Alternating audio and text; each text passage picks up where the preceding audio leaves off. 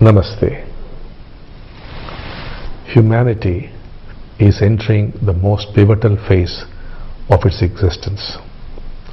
The coming times shall witness the most novel and undreamt of changes in the course of its long evolution. The human race, as a distinct, coherent unit, has passed through various evolutionary stages and is now approaching its long-awaited coming of age. With the scientific and technological advances arising out of ingenuity of mankind, man has progressed greatly in the material world. His inventions have made his worldly life more comfortable, yet he is unhappy. In spite of all these advancements and inventions, man is still lost. His inability to drive out the looming specter of war, the threatened collapse of the international economic order, the spread of anarchy and terrorism, has landed him in a no man's land. Today, aggression and conflict characterize our social, economic and religious systems. This is because he has hardly progressed in the inner world. In his mad rush towards material happiness, he has lost sight of the source of his sorrow, the chaos inside.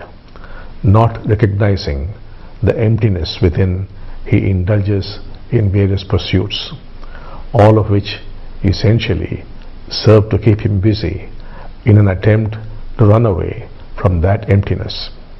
This can be seen by observing his constant attempts to set new goals to be pursued and from his ceaseless quest for recognition in society. The consequence of this escapism is added mental stress, leading to conflict within the family, within society, and finally to global conflict. Life is a movement. It sways between order and disorder, arising and ceasing. In the natural course of events, as order moves towards disorder, it would move you away from oneness towards division. In a family, whenever there is hurt and mistrust, it's a movement away from oneness. A healing of the heart, the flowering of love, is a way to return to oneness. As conscious beings, you could use the power of the Diksha to cause this flow to move back from division into oneness, to erect a social system which is progressive and peaceful, and dynamic and harmonious, a system giving free play to individual creativity and initiative, but based on cooperation and reciprocity. When there is disorder in the family, in the community of nations, and the varied forms of life, the return to oneness within is possible. It is attainable through the acceptance of life and the experience of oneself without resistance. And there is an opportunity to raise life to a level of order and oneness. When the oneness phenomenon began, we received several revelations. These revelations pointed to an awakening in Africa leading to global change. The revelations showed that there would be a quickening of awakening across the planet starting with 2012.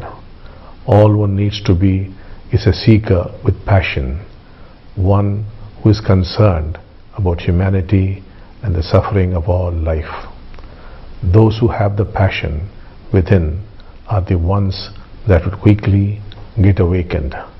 Once transformed, their very presence, their increased levels of awareness would naturally help others to move into higher levels of consciousness. Chaos is always a precursor to a change in consciousness, and we are certainly at a time of chaos. Remember, therefore, that every challenge comes in the form of disorder and division. It is beckoning us towards a greater level of order and oneness.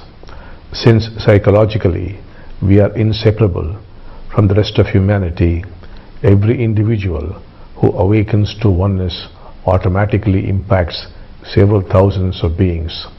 helping them grow towards a greater experience of reality and to discover newer ways of living and loving. You create a better planet for the present and the future. Namaste.